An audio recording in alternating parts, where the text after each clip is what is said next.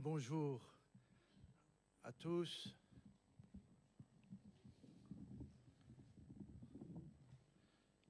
Je suis heureux d'être avec vous ce matin.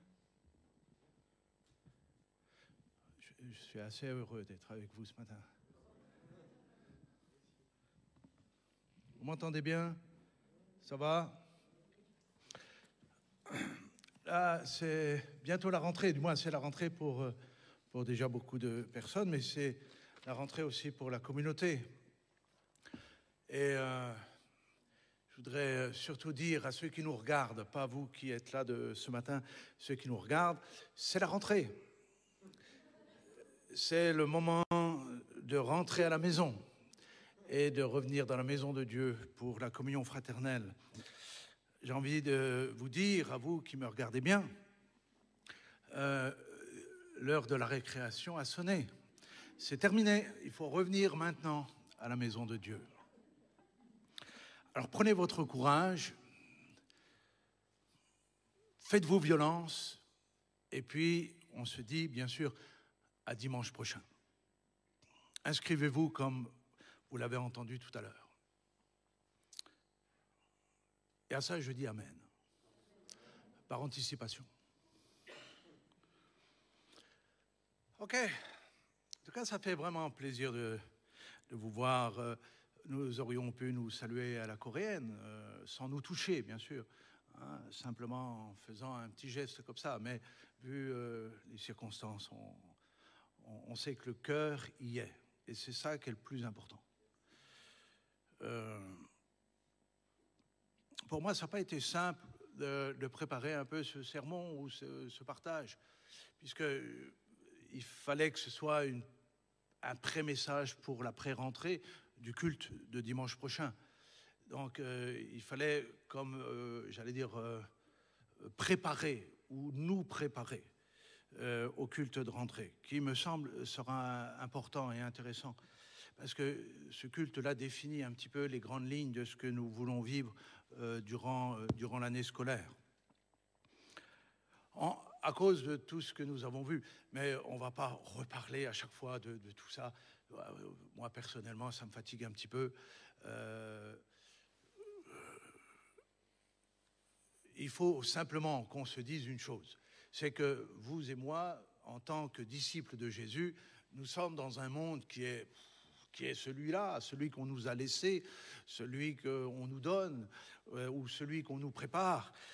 Et à travers les circonstances, à travers tout ce que nous pouvons entendre, eh bien, il nous faut, en tant qu'Église, traverser cette génération, pas simplement en se tenant debout en tant que disciples et en se maintenant dans la foi, mais il nous faut aussi et surtout continuer à jouer notre rôle ou notre mission qui nous a été confiée par le Seigneur, c'est-à-dire de pouvoir briller, de pouvoir être un peu de saveur dans ce monde qui, franchement, en a besoin. Donc, il faudrait, ce serait l'idéal, il faudrait qu'on en fasse acte et qu'on se dise ensemble, dire ok, c'est comme ça, et puis des problèmes, on en a déjà rencontré. L'Église dans son histoire, ou si vous étudiez un petit peu l'histoire de l'Église sur 2000 ans, elle est passée par des moments extrêmement durs, difficiles, tantôt dans un pays, tantôt dans un autre, tantôt dans une région, tantôt dans un empire, et puis elle a toujours traversé. Et elle traversera toujours, je vous le dis, mes amis, parce que s'il y a un peuple qui sortira vainqueur de toute chose, c'est l'Église. C'est le peuple de Dieu. Donc, les tribulations, tout ça, oh, qu'est-ce qu'on va faire? Nous avons Dieu avec nous. C'est pas rien. Et imaginez que vous ayez le super, pensez là un instant, le super grand président dans le monde là. Je sais pas qui représente pour vous, mais imaginez-le, hein, peut-être petit brun ou grand blond, qu'importe. Mais une chose est certaine, nous avons bien plus que cela. Et puis, nous avons réussi une chose simplement incroyable par la puissance du sang de Jésus et par l'action de l'Esprit, c'est que nous sommes devenus, vous et moi, des frères et sœurs. c'est incroyable. Quand je vois mon frère, tu es devenu mon frère. C'est simplement incroyable. Intellectuellement, je ne peux pas comprendre ça. Mais par l'esprit, il est devenu mon frère. Et puis ma sœur. Et on a formé, on forme un peuple incroyable, extraordinaire. Je vous l'ai dit il y a quelques semaines en arrière, j'avais tellement hâte, juste après le déconfinement, de vous revoir et de vous revoir tous. Les blancs, les noirs, les jaunes, les gris, les bleus, les rouges, tout le monde. Pourquoi? Parce que dans mon être intérieur, dans mon esprit, vibre quelque chose pour vous. Non pas parce que vous êtes les meilleurs, parce que ça se saurait, mais simplement parce que Dieu nous a placés les uns à côté des autres. Et c'est ça qui est extraordinaire. Je me dis, l'Église est quelque chose d'extraordinaire. Les peuples se chipotent, se chamaillent. Les peuples ne savent plus comment faire, à l'intérieur, à l'extérieur des pays. Et puis nous sommes là, tous réunis, toutes nationalités confondues, toutes cultures confondues. Et en plus, on a appris par le Seigneur à nous aimer. Et on s'aime. Et je me dis, ça, c'est waouh. Ça, rien que ça manifeste quelque chose de fort. En tout cas, je ne sais pas comment vous vivez, mais moi, waouh, moi j'aime ça. C'est ce qui me motive le plus. Et des fois, on a eu fait ça par le passé. Vous vous souvenez, quand on avait fait le culte des nations, on avait recensé à peu près 35 nationalités au milieu de nous. Et je me dis, ça, c'est beau. C'est un avant-goût du ciel. Puisqu'il nous est dit que devant le trône, tous les peuples, toutes langues adoreront le Seigneur comme nous l'avons fait tout à l'heure. Et ça, c'est extraordinaire. Ça veut dire que plus, écoutez bien ceci, plus on aura d'étrangers dans cette église, plus on se rapprochera du ciel, dans la réalité. Je ne sais pas comment vous voyez ça, mais ça, c'est la réalité. Et puis, on vit un phénomène aussi extraordinaire, c'est que, vu les circonstances du monde, eh bien, on n'a plus besoin d'aller dans les pays pour voir les gens. Dieu nous les apporte. Dieu nous les met devant nous. Et ça, c'est merveilleux. Et j'aimerais, si un jour c'est possible, voir des... Alors, malheureusement, ça ne se fait pas beaucoup, mais quelques frères pygmées venir dans notre église, ça serait génial. J'aime ce peuple parce que c'est des gens extraordinaires. Extraordinaires. Ils sont petite taille, mais grands de cœur. Et c'est ça qui est le plus important. Parce qu'il y a des gens, ils sont très grands, très beaux, mais des fois le cœur, il est un peu rétréci. Et, il y a quelques années en arrière, quand j'avais des petits soucis de santé, je suis allé voir la meilleure cardiologue de la place. Mais il ne faut pas donner son nom, parce qu'elle est tellement compétente qu'elle ne peut plus prendre de nouveaux patients. Donc, je ne vous donne pas son nom. Mais une femme géniale, je l'aime beaucoup. J'allais dire, je la kiffe vraiment beaucoup. Parce qu'elle est vraiment chouette à tout niveau, sur le plan professionnel, sur le plan humain. Et en plus, elle ressemble à une actrice, que je trouve. Mais peut-être il n'y a que moi qui pense ça. Après des différents examens, elle m'a dit, vous avez un problème, c'est que votre cœur a gonflé. Mon cœur, l'organe, a gonflé et il a durci. Donc, il faudra faire attention. Je vous laisse vous passe les commentaires. Et j'ai souvent ri avec ça. Je dis, quand nous aimons de tout notre cœur, à un moment donné, indépendamment de votre volonté, même le cœur finit par grossir. Vous voyez? Donc, il faut faire attention qu'il n'éclate pas. Hein, mais simplement pour dire, si nous aimons, nous sommes exactement dans ce que Dieu veut. Exactement dans ce que Dieu veut. Parce que Dieu est amour. Il y a trois semaines, je vous ai partagé... Voilà, avec ça ira mieux. Ah, j'ai cru un instant que vous étiez masqué. Ok. Non, je rappelle, pour l'enregistrement, tout le monde est masqué dans cette église. Il ne faut pas non plus faire de blagues avec ça. Ok. Il y a quelque temps en arrière, je crois 2 ou 3 semaines, je vous ai parlé de 3 choses importantes qui définissaient la foi. Est-ce que vous êtes capable de me rapporter ces choses? Parce que, vous savez, le but d'un message, d'un sermon, d'une prédication, d'un enseignement, c'est que c'est pas simplement que ça vous fasse du bien, que ça vous fasse plaisir, et puis que ça vous fasse parfois, comme dans cette introduction, sourire. Le but de l'enseignement, c'est qu'il soit mis en pratique. Parce qu'autrement, si ce n'est pas pour être mis en pratique, je crains que vous allez perdre votre temps, et puis surtout le mien. Donc, le but, c'est que ça redescende, c'est-à-dire vous repartez le dimanche midi avec ce sermon, et puis vous le méditez, vous réfléchissez. Si vous avez oublié, la technologie fait que vous pouvez le réécouter à nouveau à la maison, dans un seul but, c'est-à-dire comment je peux mettre ça en application dans ma vie, comment je peux mettre en pratique dans ma vie. Parce que nous ne voulons pas être de ceux qui construisent notre vie spirituelle, notre maison spirituelle sur du vent, sur du sable. Nous voulons mettre les choses en pratique, ce qui fait que notre maison sera solidement accrochée au rocher des siècles. Vous comprenez cela? Mais ça, c'est possible, pas simplement quand j'écoute la parole de Dieu, mais quand je la mets en pratique. Parce que si je ne la mets pas en pratique, je suis semblable à un fou qui construit, vous connaissez la parabole de Jésus au sujet des maisons construites sur le roc ou sur le sable. Donc, c'est la mise en pratique. Ok, je vous ai donné quand même beaucoup de temps pour réfléchir à ce que j'ai dit il y a 15 jours. La définition de la foi, quels sont ceux qui... alors je sais qu'il y en a beaucoup et de plus en plus, et vous faites bien de noter ce qui parfois est partagé, mais ceux qui ont bonne mémoire ou ceux qui ont mis en pratique, vous devriez normalement être censés vous en souvenir. Quels sont ceux qui peuvent me dire ça?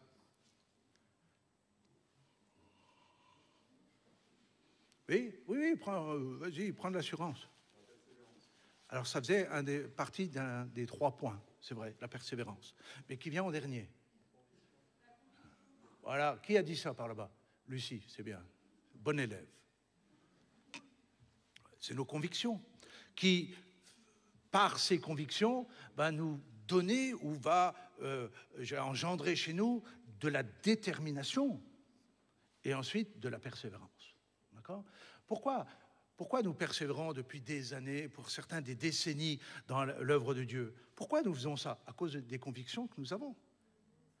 Ceux qui n'ont pas de conviction, à un moment donné, se lassent et abandonnent, ou alors ils courent après d'autres choses, ou ils sont emportés à tout vent de doctrine, et ce qui fait qu'ils n'ont jamais vraiment des convictions, ou s'ils en ont, c'est le temps d'un instant, ou d'un court moment, et puis après ils repartent à autre chose. Ce qui est important, c'est des convictions, et quand nous parlons, comme tout à l'heure, de l'amour de Dieu, il faut que ce soit une vraie conviction, cela.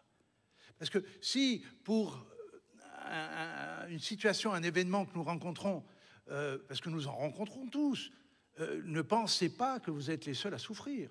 Ne pensez pas que vous êtes les seuls à avoir des problèmes. Ne pensez pas que vous êtes les seuls à être éprouvés ou à être testés. Ne pensez pas que vous êtes les seuls à avoir des difficultés dans la vie. Non, on en a tous.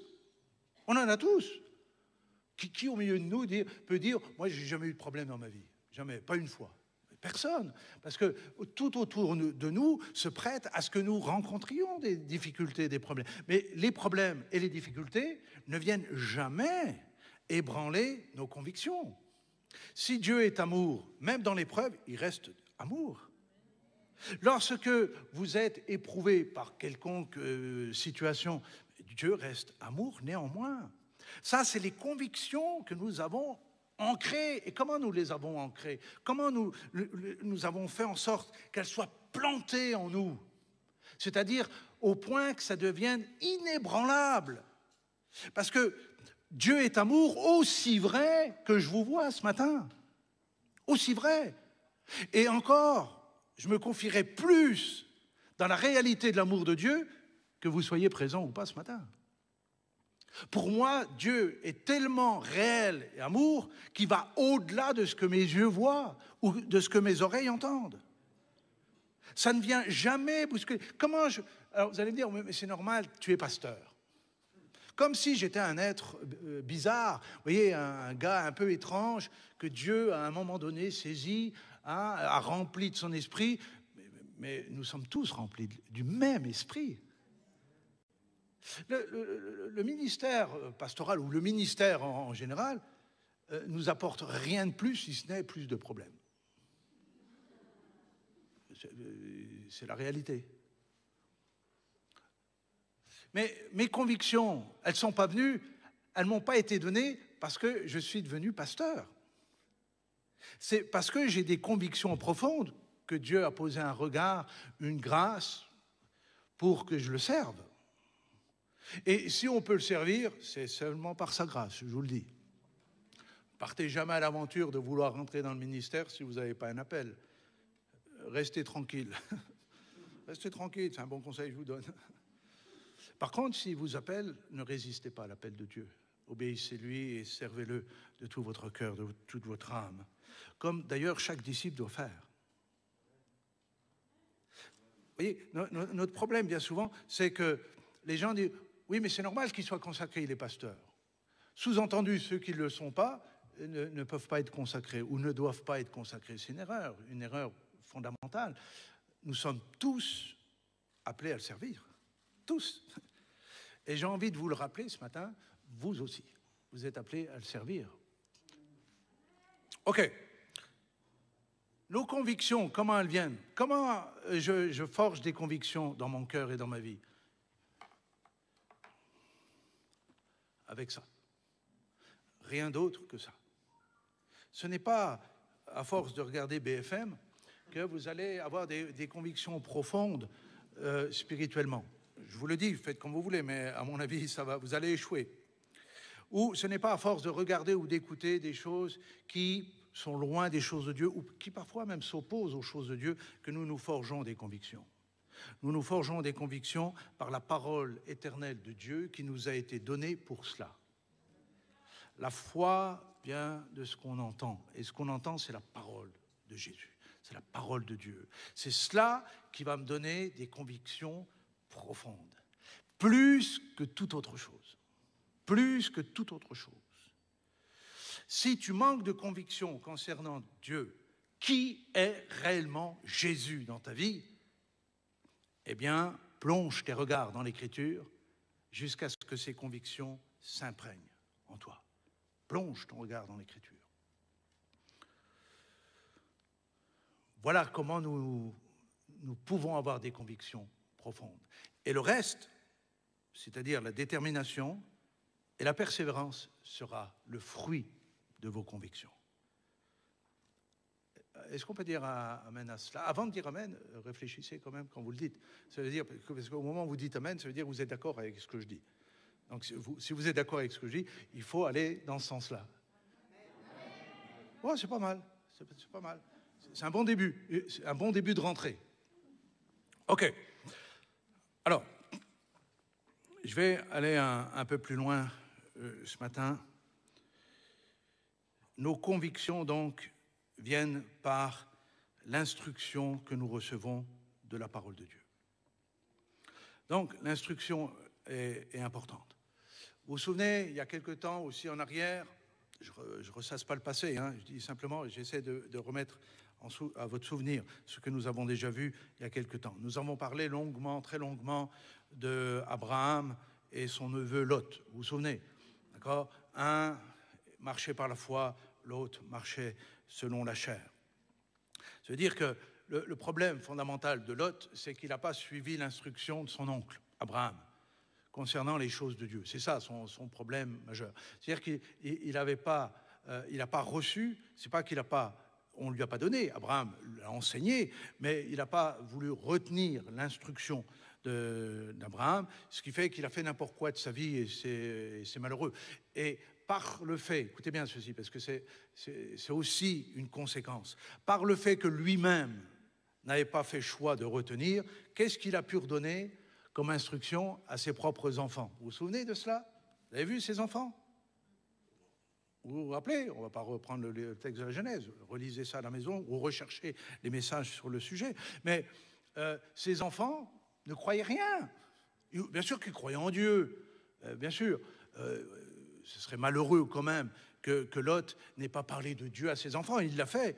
Mais quelle instruction il a donnée pour que ses enfants marchent dans la foi? Aucune. Les deux filles qui ont été sauvées,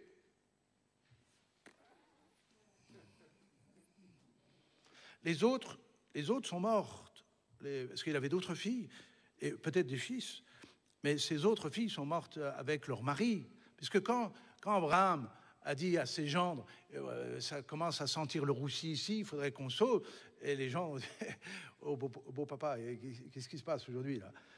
Tu plaisantes, c'est quoi ces paroles que tu es en train de nous donner? Ils n'ont pas cru, ils ont même cru qu'il plaisantait, c'est ce qui est dit.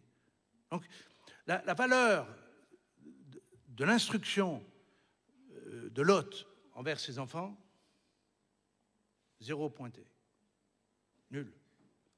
Les 2 filles qui arrivent à se sauver avec leur père finissent par enivrer le père pour coucher avec. D'accord, ok, je vous laisse les détails, d'accord? Donc, quelle était l'instruction? Quelle était la valeur de l'instruction? Si ces 2 filles avaient été correctement instruites dans les voies de Dieu, jamais elles auraient fait ça. Ok? D'accord? C'est qu'il n'y avait aucune retenue. Pourquoi? Parce qu'il n'y avait eu aucun enseignement. Donc, l'instruction est importante pour forger des convictions. Par absence d'instruction, répéter, appuyer, les convictions ne peuvent pas s'ancrer. D'accord? Donc, notre but pour notre vie et le but pour la génération qui suit, nos propres enfants, et après les enfants de nos enfants, c'est ce que nous allons leur instruire, ce que nous allons leur enseigner, c'est ce que nous allons leur transmettre. Dieu ne travaille pas avec une seule génération. Il est le Dieu d'Abraham, d'Isaac et de Jacob. D'accord? Donc, pas une génération. Ça veut dire que Dieu vous a sauvé, et ça c'est... Est-ce que ça vous fait du bien d'être sauvé? Honnêtement, je ne peux pas tout vous expliquer, vous décrire comment je vis les choses. Mais quand je pense que je suis sauvé, je me dis, pour moi, c'est simplement incroyable. Je me dis, j'aurais pu passer à côté. C'est fou, parce que j'avais absolument aucune culture religieuse, spirituelle. Je connaissais absolument rien. Mais alors, quand je vous dis rien, si je vous donne des détails, vous allez dire, ouh, le pauvre garçon. Hein? Mais il m'a fallu très tard comprendre et apprendre que la Bible existait. Je ne savais pas que la Bible existait. Parce que chez nous, on n'a jamais parlé de ça. Je ne sais pas que ce livre extraordinaire existait. C'est seulement à ma jeunesse que j'ai appris cela. Donc, je ne connaissais rien. Et je me dis, et Dieu, dans son amour, dans sa grâce, dans son immense miséricorde envers un type comme moi, a accepté de me choper par le col et m'attirer à lui et me sauver. Et maintenant, je suis sauvé. Je vous le dis, quasi chaque jour, je le remercie pour ça. Je me dis, mais Seigneur, pour moi, c'est extraordinaire. Pour moi, ça, c'est la grâce. La grâce, c'est pas de faire ce que je veux de ma vie. La grâce, c'est d'avoir eu connaissance du salut en Christ et de pouvoir y accéder librement et maintenant d'en être sauvé. Et je me dis, waouh, waouh. Et même encore, tout à l'heure, on venait dans mes pensées et je me disais, waouh. Parce que bon, les années passent maintenant et on se rapproche plus que vers la fin que du début. Et tout à l'heure, je pensais ça et je me dis, mais quelle espérance extraordinaire que nous avons en lui. Et rien que ça, mais rien que ça, oubliant toutes les bénédictions que Dieu nous accorde dans notre vie et qui sont bonnes à prendre aussi, puisque ça vient de lui. Tout est bon quand ça vient du Seigneur. Mais s'il n'y avait que le salut, rien que le salut, c'est-à-dire la porte ouverte pour l'éternité, moi ça me suffit. Je n'ai pas besoin de plus. Parce que l'éternité, c'est très long par rapport à la vie très courte ici, n'est-ce pas? Vous avez compris ça? L'éternité, c'est long. Donc, c'est une grâce simplement extraordinaire qu'il nous accorde. Il est le Dieu d'Abraham, d'Isaac et de Jacob. Mais je ne peux pas garder ça pour moi. Je ne peux pas garder ça pour moi. Ce serait un crime par rapport à mes enfants. Et envers mes petits-enfants. Parce que tant que j'ai du souffle, je dois les instruire. Je dois m'assurer que l'instruction passe. et que eux aussi vont pouvoir un jour dire Dieu est le Dieu d'Abraham, d'Isaac et Jacob, c'est-à-dire qu'ils vont s'approprier le salut comme ils l'ont fait, mais ils vont s'assurer que leurs enfants et les petits-enfants, et c'est comme cela que Dieu promet pour ceux qui croient la bénédiction jusqu'à 1000 générations. C'est ce qui nous est dit dans Deutéronome, jusqu'à 1000 générations. Alors pourquoi et comment se fait-il que parfois, dans des familles, eh bien, ça se joue ou ça se fait sur une génération et pas sur l'autre. C'est-à-dire, les parents ont cru, mais les enfants n'ont pas cru.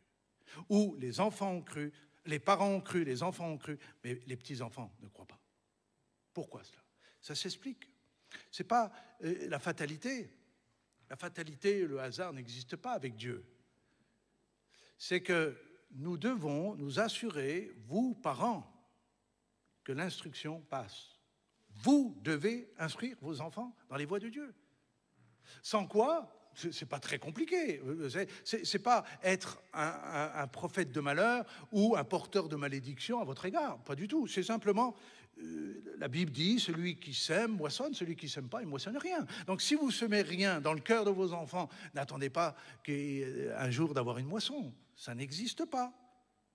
La moisson aura lieu en fonction de la semence que vous aurez glissée dans le cœur de votre enfant et dans l'esprit de votre enfant. Et cela demande de notre part un effort. Bien sûr.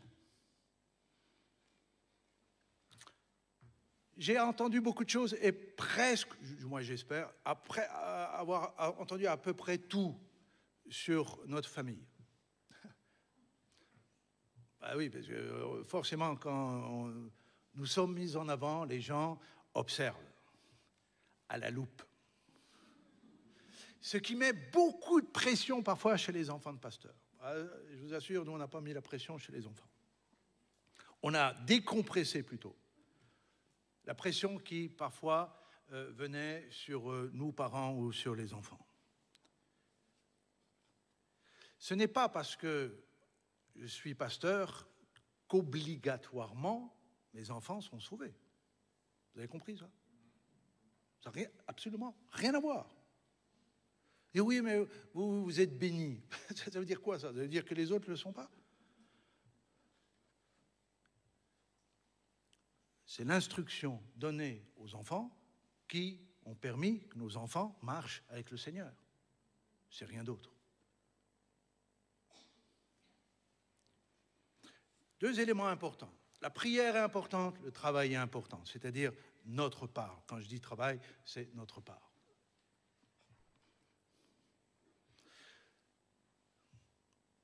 La grâce de Dieu, la bénédiction de Dieu vient poser sur ce que nous semons. Mais si nous ne semons pas, écoutez, faites un jour l'expérience, d'accord? Faites une expérience dans le réel, d'accord? Vous avez un petit lopin de terre chez vous, si vous ne l'avez pas, prenez un bac, mettez de la terre dedans, d'accord? Vous prenez finalement 2 bacs, d'accord? Ou deux petits lopins de terre. Un, vous achetez quelques semences, vous les mettez dans un des deux, d'accord? Dans l'autre, vous mettez rien. Et vous allez prier fort, d'accord? Pour l'un et pour l'autre. Eh bien, vous verrez le résultat. S'il pousse la même chose dans le bac où vous n'avez rien semé, vous m'appelez. D'accord? Parce que je serais curieux de voir ça. Parce que ça ne défie pas seulement les lois de la nature, ça défie également les lois spirituelles. Donc faites l'expérience. Sauf qu'il y a des parents, voyez, qui sèment pas grand-chose, et puis au moment de la moisson, c'est-à-dire au moment où on espère que nos enfants se convertissent vraiment, pas qu'ils deviennent membres d'une liste d'église ou qu'ils viennent simplement s'asseoir dans une église, qu'ils soient nés de Dieu, qu'ils soient nés de nouveau. Eh bien, malheureusement, ces parents, parfois, ne voient pas. Alors, ils prient, mais s'il n'y a pas eu de semence, continuez à prier. Peut-être ça va marcher. J'aimerais vous dire, vous qui êtes parents, prenez le temps nécessaire, d'autant plus que ce temps est relativement court dans votre vie avec vos enfants. Vous n'en rendez pas compte si vos enfants ont 2-3 ans. Peut-être vous aspirez effectivement que le temps passe vite, comme ma fille. Mais ce temps-là va passer vite quand même. Et parfois, très vite ou trop vite, au point que certains parents, à un moment donné, se retournent, l'enfant est adolescent et il ne veut plus rien entendre. Vous avez eu des enfants adolescents ? Hein, quand vous leur dites, allez, on va faire une prière ensemble. Et ça commence comme ça. Voilà. C'est-à-dire que là, vous avez déjà passé le cap, c'est déjà trop tard. C'est avant. C'est avant qu'il faut transmettre, c'est avant qu'il faut instruire. Nous, avec Joël, nous relisions ensemble le matin les premiers chapitres des Proverbes. Lisez ça, c'est l'enseignement qui est donné. Les premiers chapitres des Proverbes nous encouragent à enseigner, instruire nos enfants dans la connaissance et dans l'intelligence, dans la sagesse de Dieu. C'est parce qu'il y a un but derrière. Pourquoi ? Et dans les Proverbes, il est dit, si tu donnes à l'enfant une semence, quand il sera adulte, il s'en souviendra. C'est ça, le but. C'est que Abraham a su semer dans le cœur de son fils la foi en Dieu. Et vous avez déjà lu la vie d'Isaac au niveau de la foi. Au niveau de la foi, vous avez vu ? Vous connaissez l'histoire de son mariage ?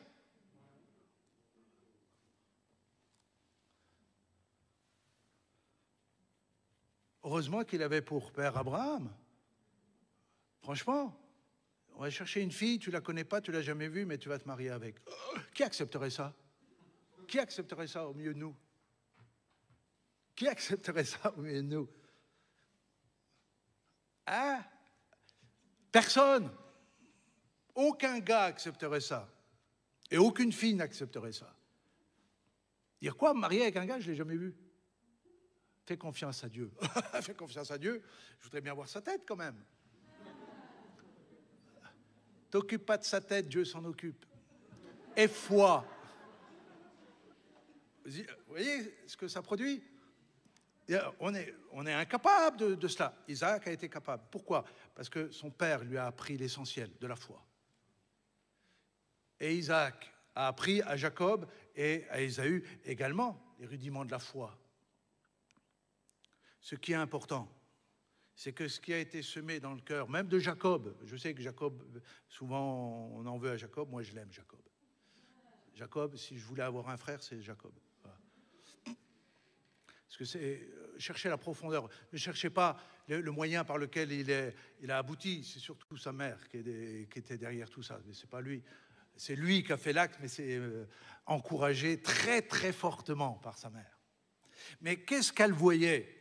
Au-dessus, au-delà, parce que Ésaü était l'image plutôt de Lot. Les choses spirituelles, il s'en moquait. Lui, ce qui comptait, c'est on fait des bons plats, on profite de la vie. Vous voyez, il aimait Dieu, mais à sa manière. Et il n'était pas à même de vouloir porter une prophétie qui voulait engendrer un peuple. Il était loin de ça. Il dit, oh, on aime le Seigneur, alléluia, on mange, on s'amuse. Ça me suffit, ça va, je vais à la chasse. Mon père est content. Alors que Jacob, auprès de sa mère, a reçu l'instruction spirituelle nécessaire. Elle a vu et il a vu ce qui était derrière. Ok, Abraham, Isaac, Jacob. Nous retrouvons ces mêmes choses, ce même esprit dans la première épître de Jean, quand Jean développe le rôle des pères, des jeunes gens, et puis des petits-enfants, 3 générations, également dans l'Église. Et nous retrouvons cela, et de la même manière que nous devons prendre soin de nos enfants sur le plan spirituel, de la même manière, nous sommes en tant que disciples appelés à engendrer, disciples faisant des disciples. C'est-à-dire que vous avez été un petit enfant dans la foi. Et c'est bien, nous sommes tous passés par là au moment de la nouvelle naissance. Puis nous sommes appelés à devenir des jeunes gens, c'est-à-dire vigoureux, pleins de force, désirant, posséder le monde, désirant faire bouger les lignes du royaume de Dieu, désirant avancer et se battre contre les ruses du diable, etc. Ça, c'est les jeunes gens qui ont cela. Et puis, il y a il y a les pères. Il faut que nous devenions un jour des pères spirituels pour quelqu'un. Vous ne pouvez pas rester un petit enfant toute votre vie. Si vous voyez quelqu'un de 60 ans qui a le comportement d'un jeune de 10-15 ans, vous allez ouh, ces gens sont bizarres. Il y a quelque chose qui ne va pas. Il y a quelque chose qui n'est pas normal. Comment cet homme, cette femme se comporte comme ça, c'est quelque chose qui fait peur, n'est-ce pas? Eh bien, si nous restons des petits enfants spirituels, à un moment donné, vous faites peur aux autres. Dire, comment ça fait 10 ans, 15 ans, 20, 30 ans qui connaît les voies de Dieu, et il dit encore cela, il se comporte encore comme cela, il a cette attitude-là. Mais ça, c'est bien pour les petits-enfants, mais pas pour des gens qui, normalement, spirituellement, doivent grandir, devenir des jeunes gens, pour ensuite devenir des pères. Ça sous-entend que vous et moi, nous devons engendrer spirituellement. Quand Jésus compare parfois l'Église à des brebis, eh bien, la brebis a pour but d'enfanter. Une brebis qui n'enfante pas, vous savez ce qu'on en fait?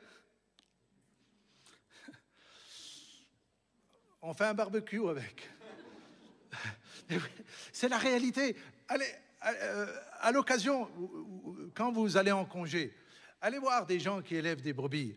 Allez vous promener, il n'y a pas besoin d'aller dans les Pyrénées pour ça. Il y a des gens qui élèvent des brebis, même dans la région. Allez à leur rencontre, posez-leur la question et dites-leur, quand vous avez une brebis qui est stérile, vous en faites quoi? Vous allez voir. Nous sommes appelés à engendrer. Et Dieu veut, par son esprit en nous, nous qualifier, nous donner les compétences nécessaires pour engendrer. Quand une vie sans enfant, et là, je veux apporter toute ma compassion à celles qui, pour des raisons qui sont les leurs, ne peuvent pas engendrer ou n'ont pas pu engendrer.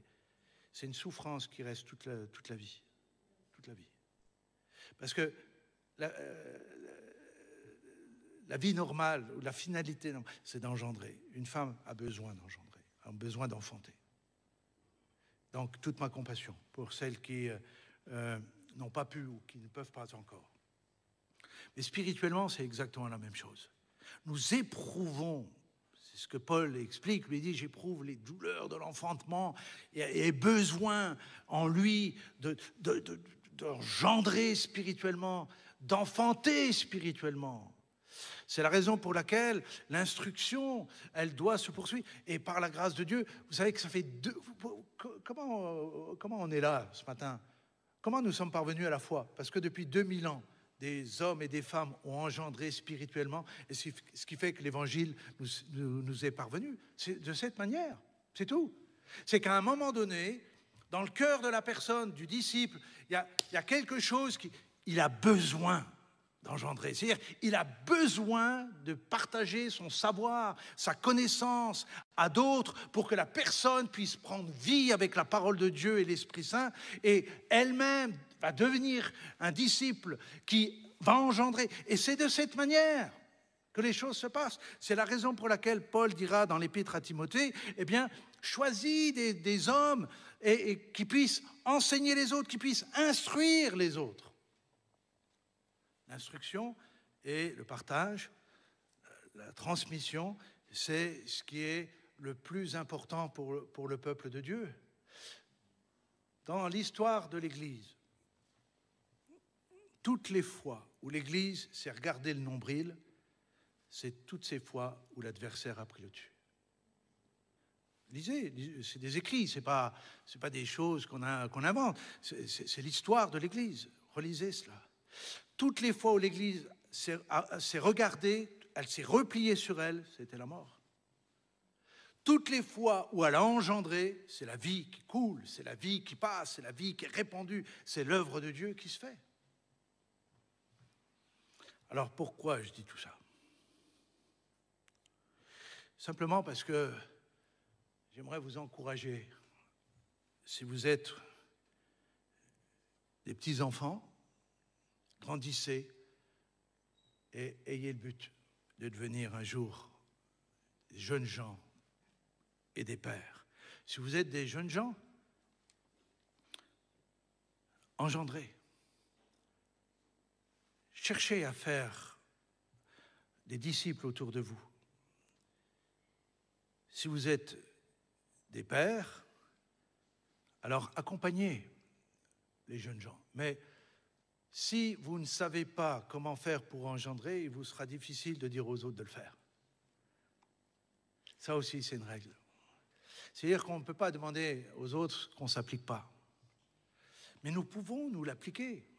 Est-ce que c'est difficile? Nous avons le meilleur instructeur de l'Écriture, c'est le Saint-Esprit.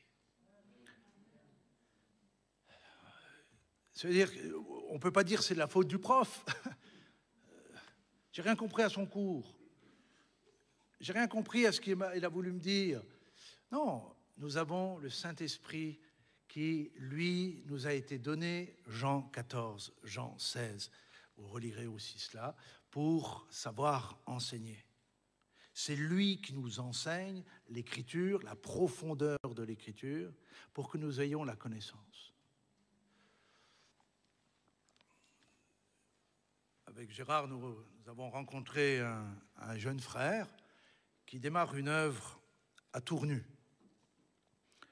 Et on a passé 1 heure avec pour mieux le connaître. On le connaît déjà par Zoom, mais on a pris un peu le temps. Ce frère disait, je vais poser toutes sortes de questions, comme ça se fait, quoi, et pour mieux se connaître. Et dans la conversation, il me dit, moi, je ne lis pas beaucoup. Je crois que c'est 3 livres qu'il a dans sa bibliothèque, 3 livres chrétiens.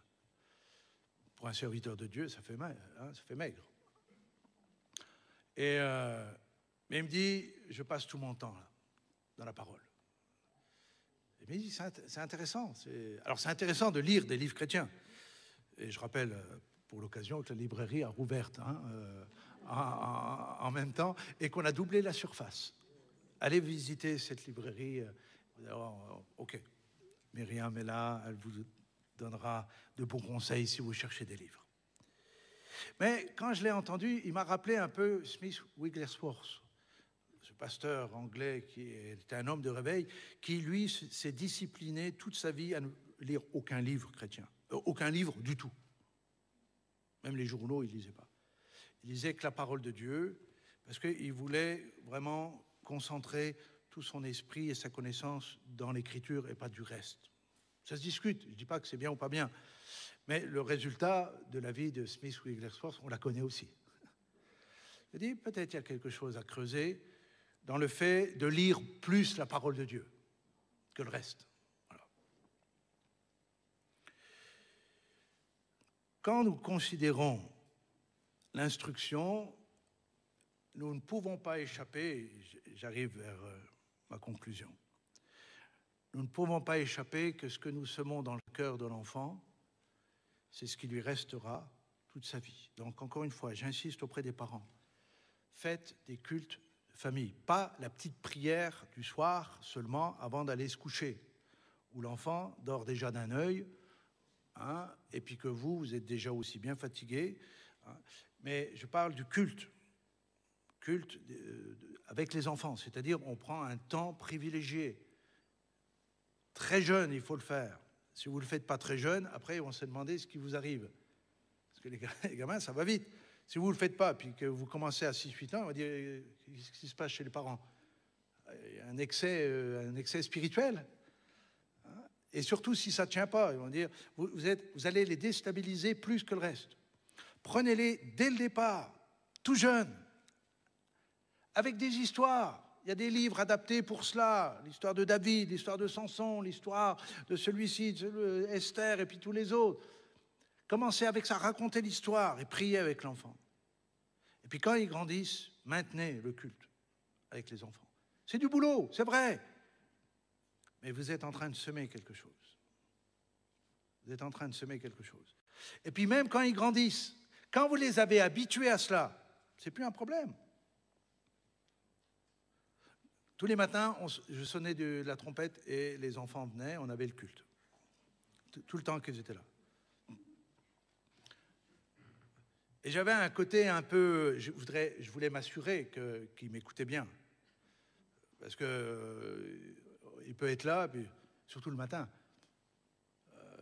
Et puis pas vous entendre. Donc, je lisais l'histoire et je posais les questions. Tant que je n'avais pas les réponses, je relisais l'histoire, je posais les questions. Je relisais l'histoire, je posais les questions. Jusqu'à ce qu'il donne les réponses. Quand il donnait les réponses, on priait, hop, certains déjeunaient, d'autres montaient se recoucher. Parce qu'il y a les problèmes des horaires au collège, entre ceux qui étaient en primaire et ceux qui étaient au collège. Et quand nous partions en congé, eh bien, même chose. Matin, hop, on se levait et culte. Avant la piscine, avant les balades, avant ceci, avant de chahuter, avant la plage, avant tout ça. Et même principe. Les questions, s'il n'y a pas de réponse, on ne bouge pas. Les réponses, etc. Ça m'a coûté, à eux aussi. Mais ce qui m'importe, ce n'est pas ce que ça m'a coûté. C'est le résultat qui m'importe. C'est ça qui est pour moi le plus important. L'année dernière, nous sommes partis avec les petits-enfants. C'est plus de boulot, hein. Moins de force et de patience. Le matin, le culte. Même principe. Lis le texte biblique, pose des questions. Tant qu'il n'y a pas de réponse, on reprend le texte. Même principe. Et on va le poursuivre, on va le faire, et je le fais. Mais une chose est certaine, et j'ai fait l'expérience, plusieurs mois après, je me suis retrouvé avec plusieurs de ces petits-enfants. Je leur dis, est-ce que vous vous souvenez de quoi on a partagé quand nous étions en congé? Les enfants avaient retenu. Pourquoi? Parce que, à force d'entendre et de pouvoir répondre. Parce qu'au moment où l'enfant répond, c'est parce qu'il a assimilé. Et il peut donner la réponse. Alors, on n'a pas étudié le Lévitique ou le Deutéronome. Parce qu'il y a des parents aussi, des fois, ils veulent... Le gamin, il ne sait pas marcher, ils veulent en faire des théologiens. Ce n'est pas ça le but. Le but, c'est que l'Évangile passe. C'est que le sens de l'Évangile, l'amour de Dieu, la paix de Dieu, le Dieu des miracles, et on prend des histoires simples, la pêche miraculeuse, la guérison de l'aveugle, etc. C'est ça qui est important, pour que l'enfant se dise, mais le Dieu en qui on croit à la maison, avec papa, avec maman, avec grand-papa, avec grand-maman, c'est le Dieu des miracles. C'est ça le but. C'est pas qu'ils aient une connaissance intellectuelle de l'Écriture. Qu'est-ce qu'on a à faire de la connaissance intellectuelle? Elle n'a jamais sauvé quelqu'un, même pas une mouche. Donc on ne va pas enseigner ça à nos enfants, on va enseigner les rudiments nécessaires pour que lorsqu'il va rentrer dans la vie, au moment où il va rentrer lui-même dans ce monde dans lequel on est, il puisse continuer à croire qui est Jésus. C'est ça, c'est de forger en lui des convictions. C'est dans ce sens qu'il y a quelques années, nous avons pris une décision qui n'était pas simple, c'était d'ouvrir l'école des serments. L'école des serments, pour ceux qui y travaillent le savent ou qui ont travaillé le savent, c'est un défi spirituel qui est aussi fort que d'ouvrir une église. Ouvrir une église, ce n'est pas facile. La preuve, c'est qu'il n'y a pas beaucoup qui veulent le faire. Si ce serait facile, il y aurait beaucoup plus de candidats. Mais s'occuper d'un centre où, dès le jeune âge, on va apprendre aux enfants dans le monde dans lequel ils vivent, et surtout leur apprendre qui est Dieu, va leur donner à ces enfants l'instruction nécessaire pour que lorsqu'ils seront adultes, ils puissent penser et raisonner selon ça et non pas ce qu'ils entendent ou ce qu'ils voient dans le monde dans lequel on est. C'est un combat spirituel terrible. Je vous le dis, c'est... Pourquoi? Il suffit simplement de lire l'Écriture. Vous savez, je vous le rappelle, lorsque Israël était en Égypte, Moïse est envoyé par Dieu pour sortir Israël, qui était esclave en Égypte, pour le conduire vers le pays de la promesse, pour le pays de Canaan. Et il y a une bataille spirituelle, parce que c'est une bataille spirituelle, ce n'est pas une affaire d'hommes. Et Pharaon, qui est l'image même, dans cette histoire, de l'ennemi, se refuse de libérer le peuple. Parce que ce peuple avait une vocation, c'était d'aller servir Dieu. De la même manière qu'avec l'Église, Dieu, par l'Église, se cherche un peuple pour le servir. Lorsque Pharaon usait des épreuves par lesquelles il passe, les plaies qui viennent frapper l'Égypte, finit par dire à Moïse, « Ok, tu prends tous les hommes et tu pars. Les femmes et les enfants restent ici. » Pour finir, Moïse, par la puissance de Dieu, insiste. Pharaon est prêt à laisser le peuple, mais les enfants restent ici. Et à cause de cela, c'est de cette manière, et pour cela, que l'Égypte sera frappée dans les premiers-nés, c'est-à-dire chez les enfants, pour amener Pharaon à céder et libérer aussi les enfants. Ne pensons pas que les enfants n'ont pas un œil favorable vis-à-vis de Dieu. Dieu s'intéresse aux enfants. Souvenez-vous également, lorsque Hérode, apprenant que l'enfant roi était né à Bethléem, a fait tuer aussi tous les enfants à Bethléem. Donc, il y a une volonté démoniaque, pour ne pas dire satanique, de la part du diable envers les enfants, parce que le diable sait très bien que s'il a les enfants petits, il les aura pour la vie. Comprenez cela? Donc, l'enjeu est considérable. Et l'enfant, par le fait qu'il soit vulnérable, devient une proie facile. C'est la raison pour laquelle nous, parents, nous avons un rôle important envers nos enfants, une responsabilité importante envers nos enfants. Pas simplement les protéger dans leur corps, comme nous le faisons, mais les protéger spirituellement, sur tout cela. Nous avons un rôle, une responsabilité immense que Dieu nous confie. C'est la raison pour laquelle, en vue des circonstances dans lesquelles ce monde est, et simplement par rapport à ce que nous lisons, il nous a paru bon il y a quelques années donc, de créer cette école.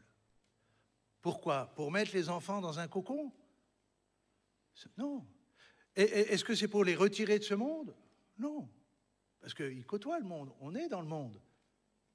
C'est ce que Jésus, dans sa prière dans l'évangile Jean, chapitre 10, je crois, il dit, je te prie pas qu'ils sortent du monde, mais qu'ils soient préservés dans ce monde.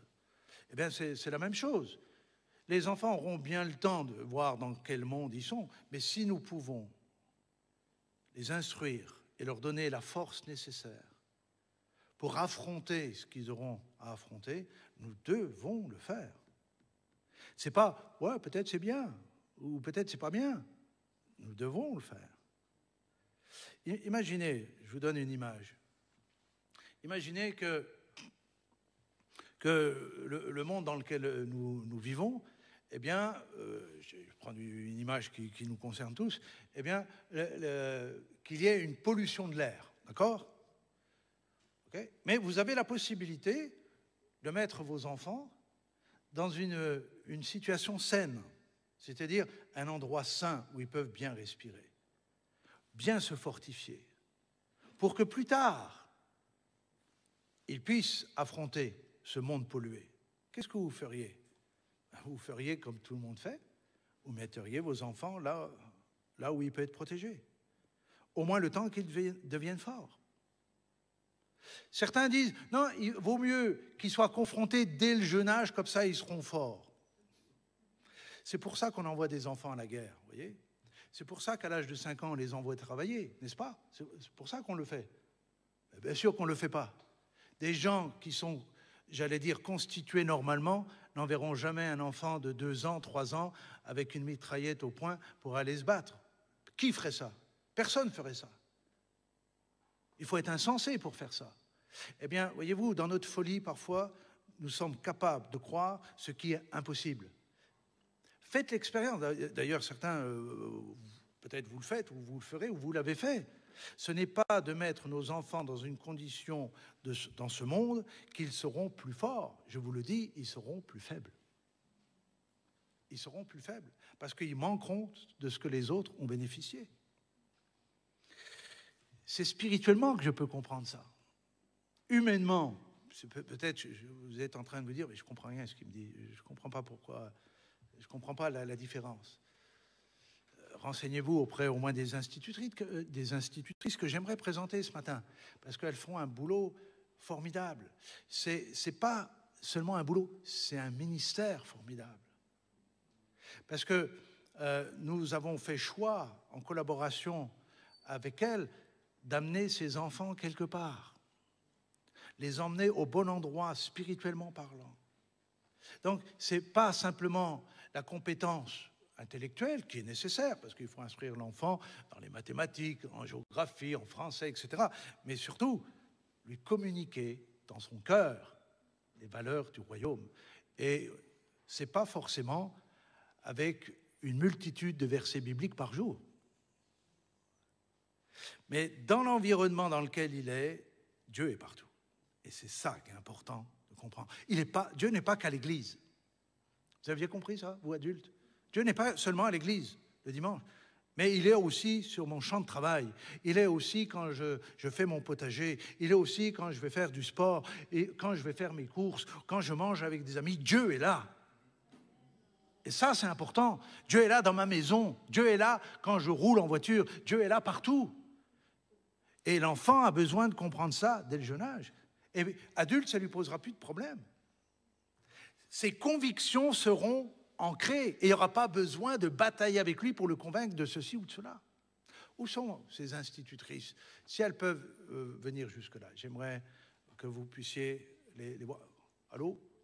Voilà, venez, ne vous faites pas prier. Vous faites bien de les encourager.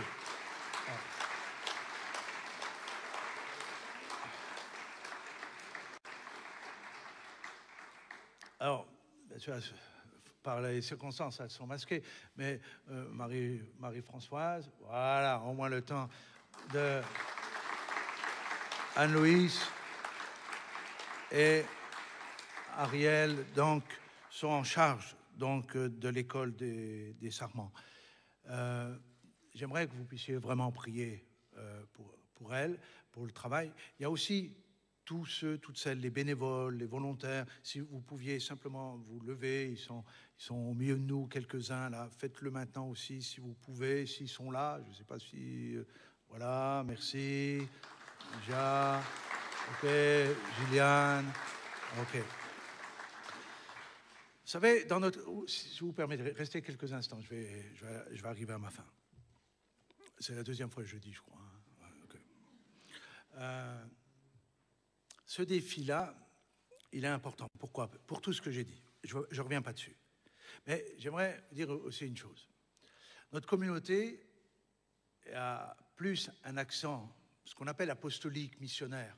C'est la raison pour laquelle nous pouvons soutenir les missionnaires que nous avons à Madagascar, en Afrique ou autres. Nous sommes une église qui a un cœur pour l'évangélisation, l'implantation. C'est pour ça que des églises ont été implantées. Mais nous n'avons aucune, si ce n'est... Alors aucune, entre guillemets, à travers la FPC, c'est-à-dire l'association familiale protestante que nous avons, qui est le volet un petit peu social, éducatif de notre Église.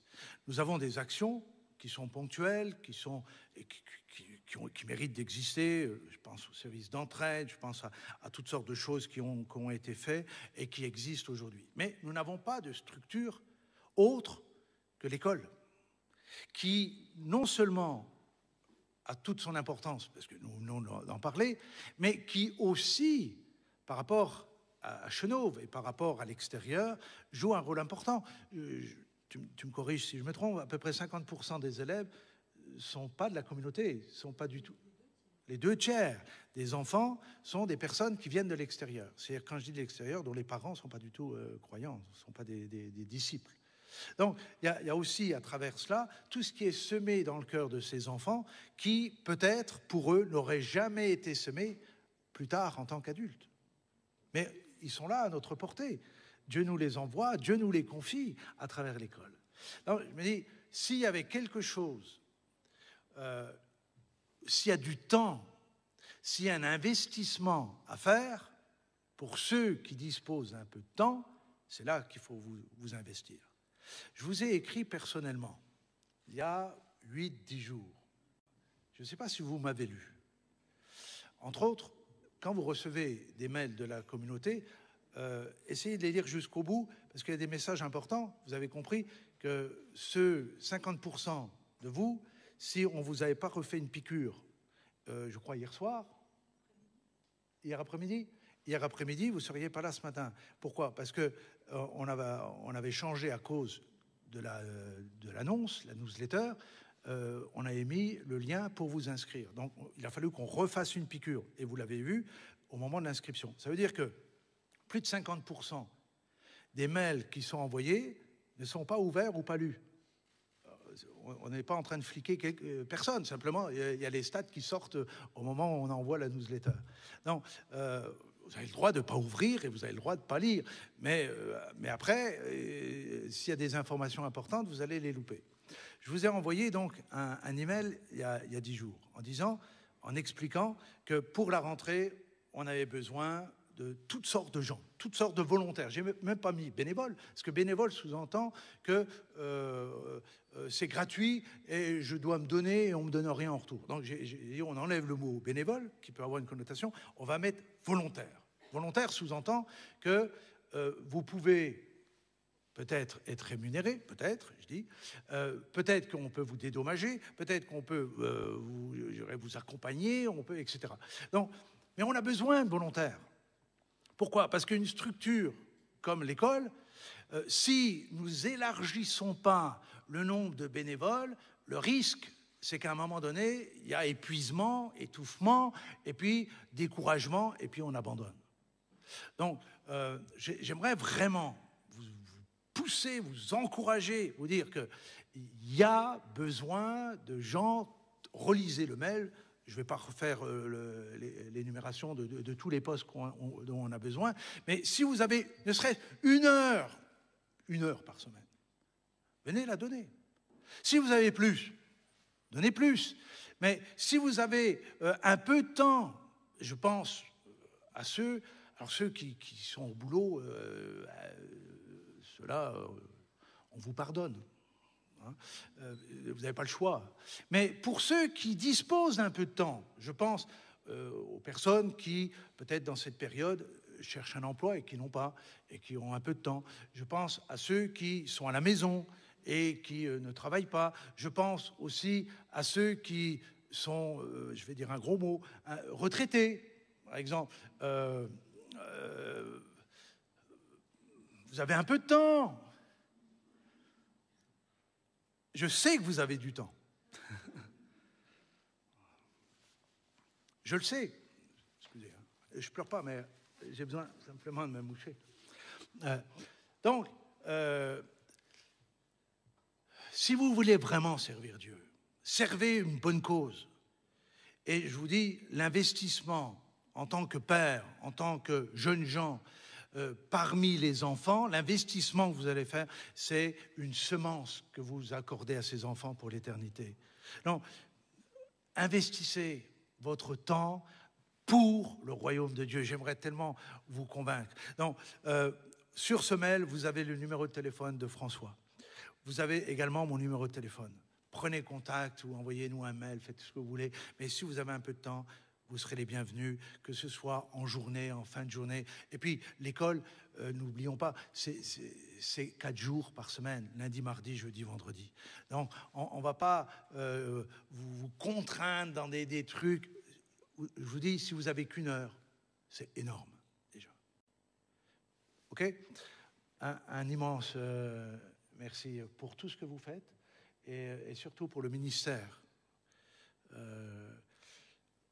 Honnêtement, je termine là-dessus. J'aurais aimé que mon petit-fils vienne, mais on va pas, c'est trop tard, on va le laisser tranquille.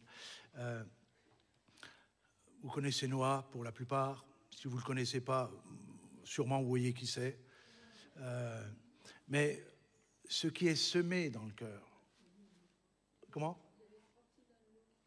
Aussi, qui viennent à ce moment-là. Si les enfants de l'école des serments sont là, qu'on aille les chercher si c'est possible. Ça prend 1 minute. Et Et je vous le dis, c'est important. Moi, je sens la différence avec mon petit-fils, qui est tout le portrait de son père. Hein.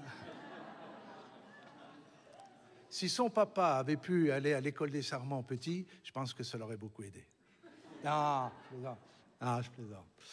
Il faut un peu d'humour quand même. Hein. Il faut pas.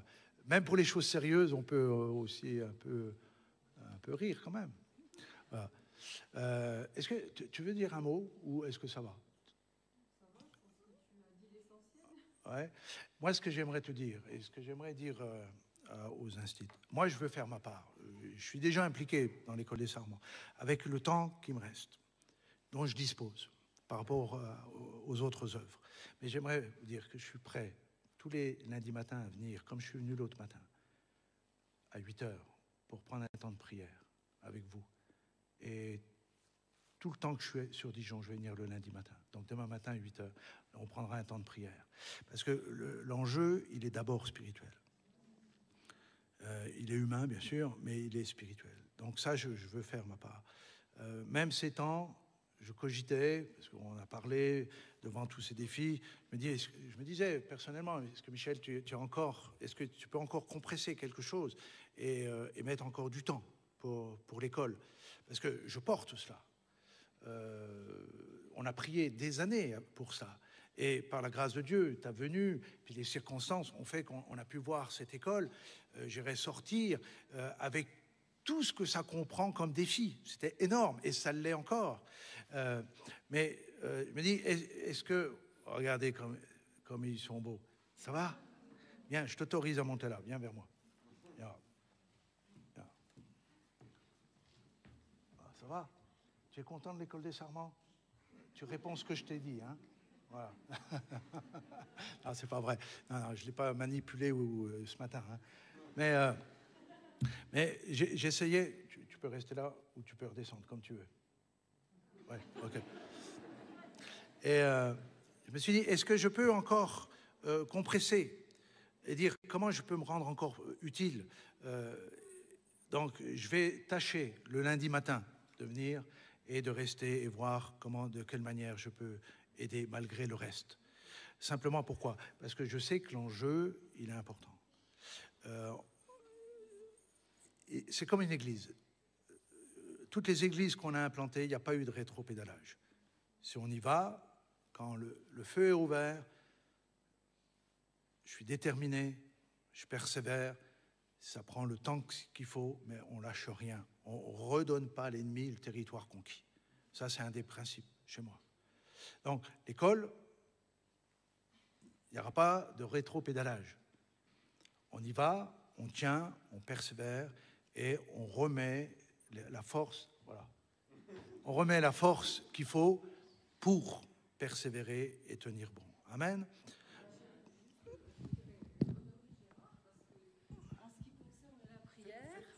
Voilà. Je voudrais honorer Gérard parce que depuis septembre 2015, à part de rares exceptions où il était absent, on a prié tous les matins dans les salles de classe. Tous les matins pour que les enfants soient bénis, pour que l'enseignement passe, pour qu'on soit à même de leur transmettre le meilleur. Et je peux dire qu'on a loupé très peu de matins où on a eu un moment de prière dans les salles de classe.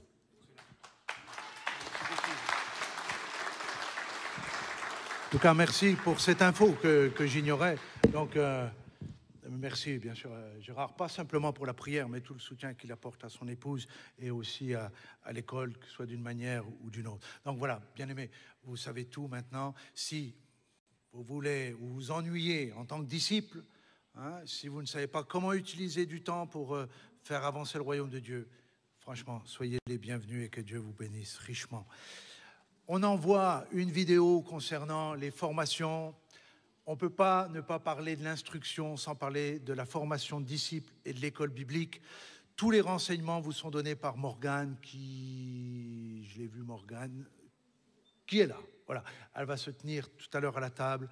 Si vous voulez vous instruire spirituellement, faites l'école de disciples. Si vous avez fait l'école de disciples et que vous voulez encore approfondir votre connaissance dans le service de Dieu, faites l'école biblique.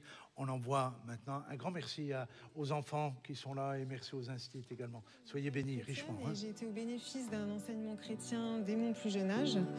Cependant, je ressens aujourd'hui vraiment le besoin et le désir de mettre du temps à part dans l'étude de la parole de Dieu, mais aussi d'être challengée dans ma vie personnelle avec Dieu.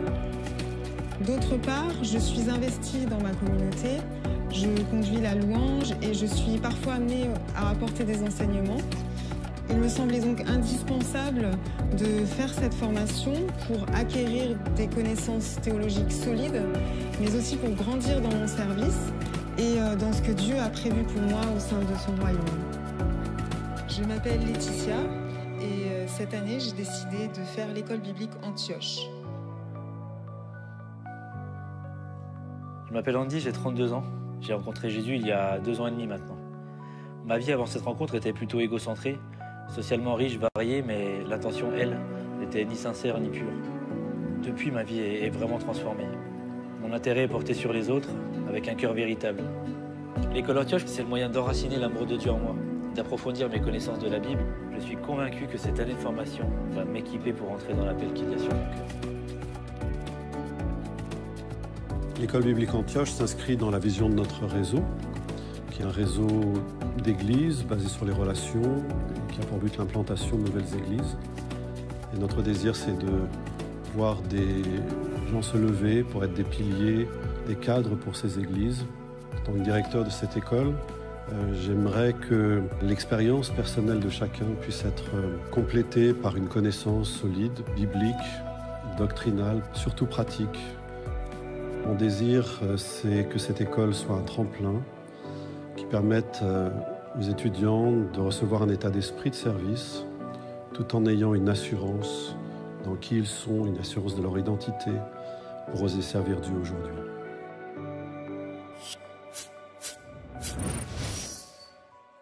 Voilà, donc si vous êtes intéressé, vous pouvez encore prendre le nécessaire pour vous inscrire, pour faire cette école. Dieu vous bénisse, je vous souhaite un bon dimanche, soyez bénis vraiment et tous ensemble pour dimanche prochain, le culte de rentrée. Soyez bénis richement. Amen.